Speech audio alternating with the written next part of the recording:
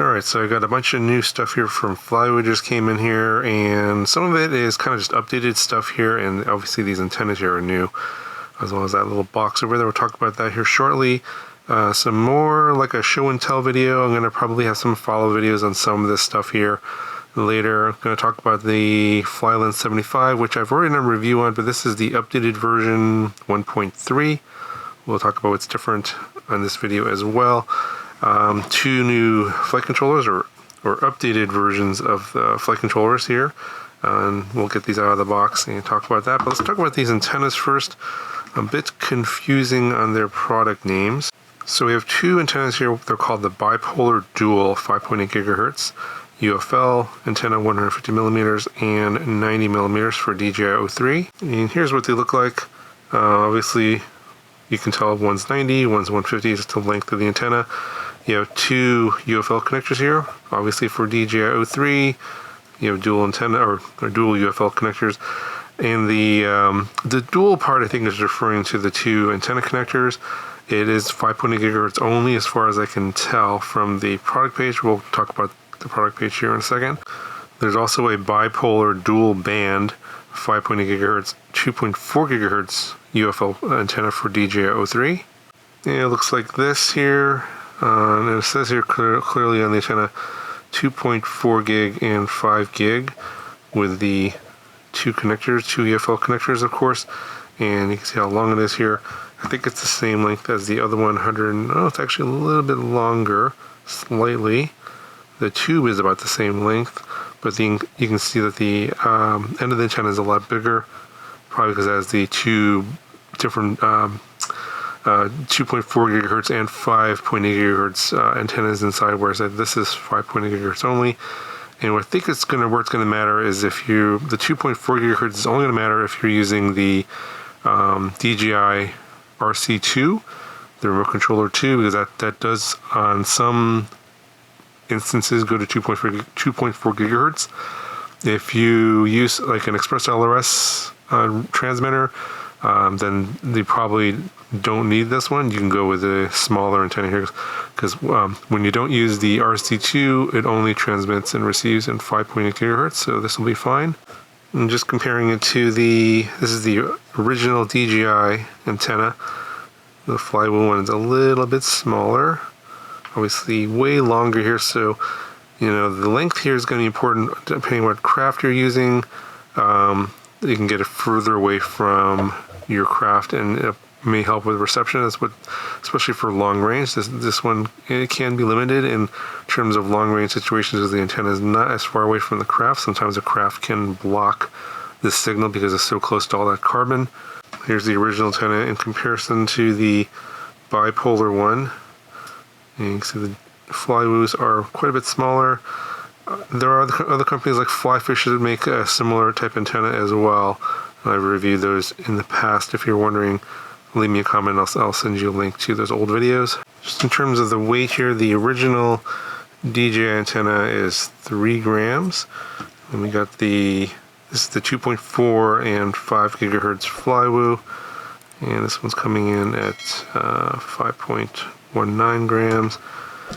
This is the smaller 90 millimeter bipolar 5.8 gigahertz only FLYWOO, 2.89, and then the longer 150 millimeter FLYWOO is coming in at 4.44. All right, let's take a look at the product page here for these antennas.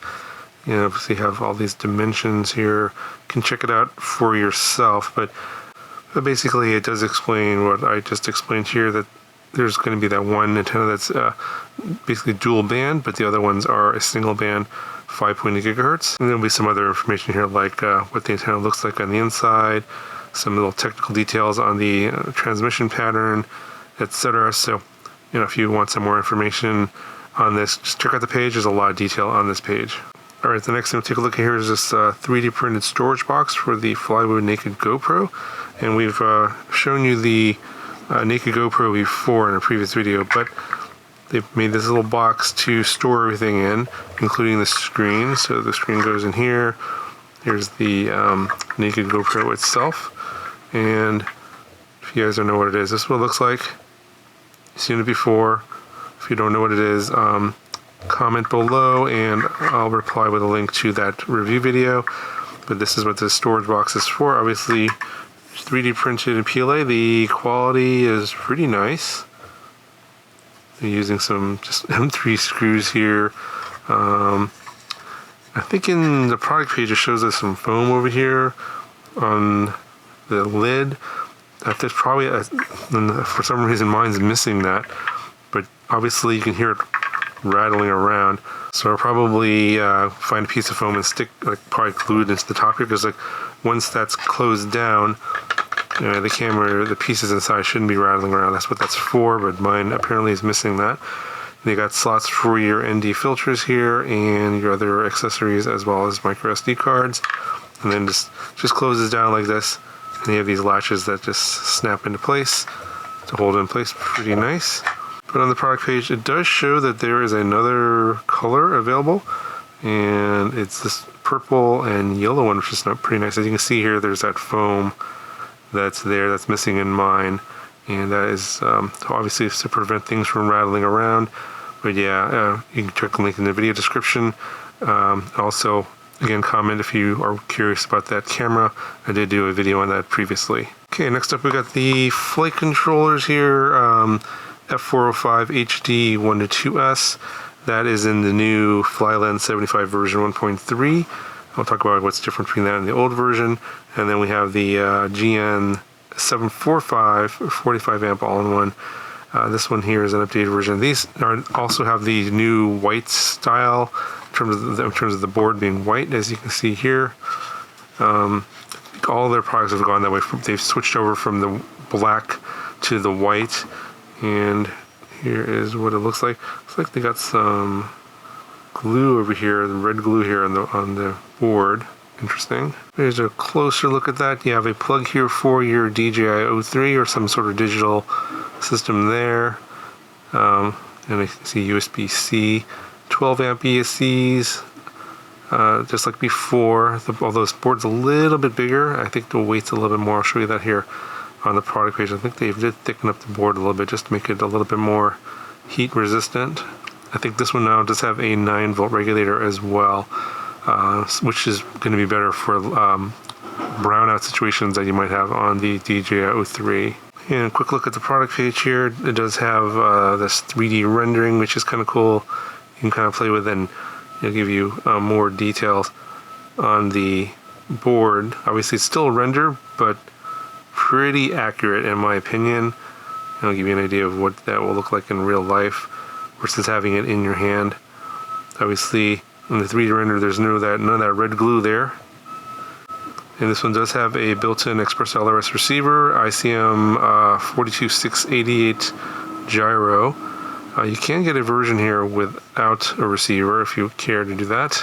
Here's a little side-by-side comparison to the older version. Obviously, the black board versus the white board now. Still in a 405. Before it just had a 5-volt 2-amp EEC for the flight controller itself. Now it's got a 9-volt 2-amp EEC as well. They're still doing the thing where they have some with the ICM gyro and some with the MPU 6000 gyro. Not 100% sure why they're still doing that, and maybe it has to do with just supply constraints. And again, they switched from the micro USB port to the USB Type-C port. And you can see here that the weight has increased quite a bit here, actually, from 4.1 grams to 4.9 grams, almost a 1 gram increase in weight. And here's some of the rest of the specs. If you care to read that on your own, go ahead. Alright, here's a look at the GN745 board. Obviously, we have a F745 MCU, much thicker, much bigger copper pads here, obviously with the white PCB instead of black. USB-C port there. Looks like it should have a 9-volt and a 5-volt regulator as well. And obviously you have a connector for your digital system there, DJI-03. The ESCs go up to 45 amps now, bursting to 50. And these are BL Heli 32 ESCs. So obviously it's a whip-style flight controller board. It's going to be kind of oriented. There's the arrow like that, like this. 25 millimeters by 25 millimeters. And you're going to want, this is probably going to be ideal for maybe like an ultralight 5-inch or 3.5-inch Cinewhoop with the bigger like 2004 size motors. So this, obviously with bigger ESCs and more capability, it's going to be able to handle a little bit more aggressive flying. So that's what the improvements are for this one. I don't think I've ever reviewed even or installed the older version of this one. I'm not sure what I would put this into. I don't have any builds coming up, so yeah, unless you really want to see a video, you'll have to leave a lot of comments down below. Probably not going to do a formal review on this one here. But again, take a quick look at the product page here. It says MPU 6000. This is the version 3 board, BLHeli32. And it does show what the older board looks like here. And previously it was 40 to 45 amps max, and now it's 45 to 50 amps. Okay, so I was wrong. The older board had the 5 volts and 9 volt regulators, but the newer board has removed the 9 volt regulator. Interesting. So I'm not sure why they did that. Maybe because the digital system is being powered by the battery directly, and in a lot of cases you're not going to have a brownout situation because you're going to be putting this on a craft that's going to be using more than a 2S LiPo, maybe a 3 to 6S LiPo, and I believe it should be noted here somewhere as to what the voltage range of this should be. Let's see if we can find that here. Yeah, it does say 2 to 6S, but more likely this kind of board is going to be on a bigger battery. If I put this on a Cinewhoop, it's going to be 4 or 6S, so that's probably why they omitted the 9 volt regulator. And also interestingly on this one, BLHeli32 ESCs, and only MPU 6000 is listed as the gyro. It looks like this one's only available with that one, not the ICM. And again, another big increase in weight, I think because of the thicker PCB, bigger, the copper pads are a lot bigger, so it's gone up almost a gram from 8.5 to 9.4 grams. So more weight, more capabilities. Alright, so last but not least, we're going to just do a quick look at this. Obviously, this is the kit version of the FlyLens 75, but this is the light version, not the one that I reviewed previously. This is the one with the full-size 03 in here, so quite a bit heavier. I wanted to do a video on the light version and kind of compare and see what the performance differences are going to be like. And obviously you can see here that the version I reviewed before has it's basically the 1.0 version.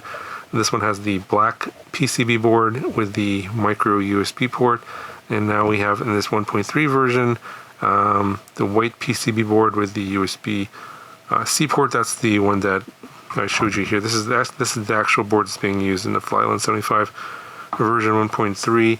They also made some changes to the frame. Well, actually, they made the frame changes in this one here with the ability to use either the 3 screw motors or the 4 screw motors, and they have that as well on this frame here. I believe they also beefed up the bottom the cage here for the air unit down here has been beefed up and stronger.